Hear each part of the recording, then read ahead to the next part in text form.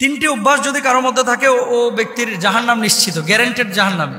তিনটা অভ্যাস যদি কোনো মানুষের মধ্যে থাকে ও ব্যক্তির জাহান্নাম গ্যারান্টেড, ও জাহান্নামে যাবে কনফার্ম, এক বিনা হিসাবে জাহান্নাম, জান্নাতে না।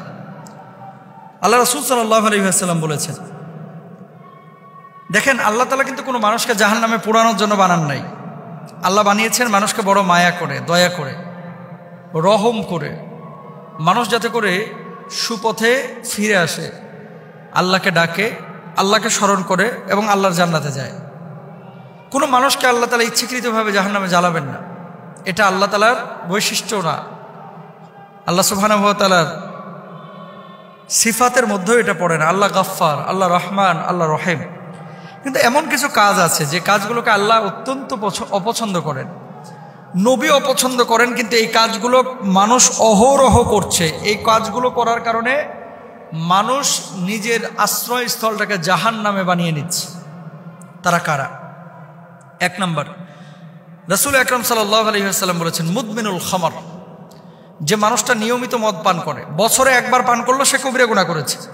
কিন্তু যে দিন রাত 24 ঘন্টা মদের সাথে সম্পৃক্ত রাখে, মদ ছাড়া তার চলে না, মদ না খাইলে শরীর কনকন করে, মদ না খাইলে মাথা ব্যথা করে, মদ না খাইলে মাথা জ্যাম হয়ে যায়, মদ না খাইলে বউকে ভালো লাগে না, মদ না খাইলে ঘুম আসে না, মদ না খাইলে চলাফেরায় সমস্যা, এরকম কিছু মানুষ আছে। কিন্তু যদি এরকম কোনো মানুষ থাকে এই জমিনের মধ্যে যে যার চলাফেরা উঠা বসা সবকিছুই মদের সাথে সম্পৃক্ত, এ মানুষটা জাহান্নামী, জাহান্নামকে তার আশ্রয়স্থল বানিয়ে নিয়েছে। রাসূল আকরাম সাল্লাল্লাহু আলাইহি ওয়াসাল্লাম বলছেন, মদ পানকারী ব্যক্তির 40 দিনের নামাজ কবুল হয় না। সে তওবা করলে তবে আল্লাহ তাআলা তার তওবা কবুল করেন। যদি সে আবার মদ পান করে তাহলে আল্লাহ তাআলা তার 40 দিনের আবার নামাজ কবুল করেন না। এর মানে এই না যে আমি একবার মদ খাইছি বা সিগারেট খাইছি বা জর্দা খাইছি বা নেশা করেছি, থাক আর নামাজের ধারে কাছে যাওয়ার দরকার নাই, কারণ 40 দিন তো নামাজ কবুল হবে না। বিষয়টা এরকম না। নামাজটাও পড়বে, তওবাটাও কন্টিনিউ করবে, আর মদটাকেও ছেড়ে দেওয়ার চেষ্টা করবে। ওয়া আনতুম সুকারা লা তাকরাবুস ইয়া আইয়ুহাল্লাযীনা আমানু লা তাকরাবুস সালাতা ওয়া আনতুম সুকারা, হে ঈমানদাররা তোমরা নামাজের ধারে কাছে যাও না। কখন? যখন তোমরা নেশাগ্রস্ত অবস্থায় থাকো। এটা কিন্তু স্পষ্টভাবে আল্লাহ সুবহানাহু ওয়া তাআলা পবিত্র কোরআনুল কারীমে বলেছেন এবং রাসূল আকরাম সাল্লাল্লাহু আলাইহি ওয়াসাল্লাম স্পষ্টভাবে আমাদেরকে জানিয়েছেন যে মদ পান এটা মুসলমানদের জন্য সম্পূর্ণরূপে হারাম। আচ্ছা, তাহলে এক নাম্বার, আমরা কেউ মদ পান করবো না। এই অভ্যাস যদি কারোর মধ্যে থাকে, এখন মদ বলতে শুধু ওই বোতল খাওয়া না, কিন্তু ইয়াবা ট্যাবলেট আছে, ড্যান্ডি আছে, আইস আছে, ফেন্সিডিল আছে, হিরোইন আছে, গাঁজা আছে, যেগুলোই নেশা তৈরি করে, এই ধরনের নেশা জাতীয় কোনো জিনিসে যদি অভ্যস্ত হন, জান্নাত আপনার জন্য হারাম, জাহান্নাম আপনার জন্য অবধারিত। 2 নাম্বার, এমন চরিত্র যদি কারোর মধ্যে থাকে তার জন্য জাহান্নাম অবধারিত। সেটা কি? আত্মীয়তা সম্পর্ক ছিন্ন যারা করে। লা ইয়াদখুলুল জান্নাতা কাতিআ বা কুত্তা। আল্লাহ রাসূল সাল্লাল্লাহু আলাইহি ওয়াসাল্লাম বলেছেন, ওই ব্যক্তি যে আত্মীয়তার সম্পর্ক ছিন্ন করে সে আল্লাহর জান্নাতে যেতে পারবে না। আত্মীয়তার সম্পর্ক ছিন্নকারী ব্যক্তি কখনো জান্নাতে যাবে না। এখন আত্মীয়তার সম্পর্ক ছিন্ন কারা করে? আপনার আমার আশপাশের মানুষগুলো ইদানিং দেখবেন ভাই ভাইয়ের সাথে তেমন সম্পর্ক নাই, বোনেরা ভাইয়ের সাথে তেমন সম্পর্ক রাখতে চায় না। আর টাকা পয়সা আগে ছিল না, এখন যদি হয়ে যায় মাশাআল্লাহ। বড় লোক যে আত্মীয় আছে এটারে ফোন দিতে 3 বার ভাবে, না জানে কি মনে করে, সার মানুষ আছে না। আর গরিব আত্মীয় স্বজন এগুলোর তো কোনো খোঁজ খবরই নাই না, এগুলোকে মানুষই মনে করে না। একই বাড়িতে বিয়ের অনুষ্ঠান হচ্ছে, দেখবেন বড় লোকের বাড়িতে অনুষ্ঠান হচ্ছে, গরিবকে অনেকে দাওয়াত দেয় না। হারাম। আত্মীয়তার সম্পর্ক যে ছিন্ন করলো সেই ব্যক্তি জান্নাতে যাইতে পারবে না, সে ব্যক্তি জাহান্নামে চলে যাবে। তো আত্মীয়তার সম্পর্ক ছিন্ন করার প্রবণতা বা খাসলাত বৈশিষ্ট্য কারোর ভিতরে থাকলে সে আল্লাহর জান্নাতে যাবে না। 2 নাম্বার। আর আত্মীয়তার সম্পর্ক আপনি কেন ছিন্ন করবেন? যেখানে আল্লাহ রাসূল বলেছেন, তুমি যদি তোমার হায়াতে এবং রিজকের মধ্যে ভরপুর বারাকা চাও, হায়াতটাকে যদি দীর্ঘ করতে চাও, মানে বরকতময় হায়াত চাও, আর যদি তুমি রিজকের মধ্যে প্রশস্ততা চাও, তাহলে আত্মীয়তার সম্পর্কটাকে ছিন্ন রাখো। এই আত্মীয়তার সম্পর্কটাকে তোমরা রক্ষা করে চলো। তাহলে আপনি আত্মীয়তার সম্পর্ক রক্ষা না করে যদি ছিন্ন করেন, আল্লাহর জাহান্নাম আপনার জন্য। 3 নাম্বার, এমন কিছু মানুষ আছে যারা জাদু টোনায় বিশ্বাস করে।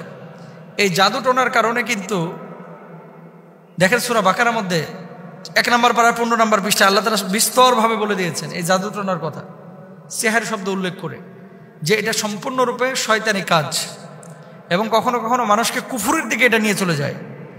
জাদু যারা করে, জাদুটোনায় যারা বিশ্বাসী এবং জাদুটোনা দিয়ে মানুষকে যারা ক্ষতি করে, পারতপক্ষে এদের ঈমান থাকে না, এরা কাফের হয়ে যায়।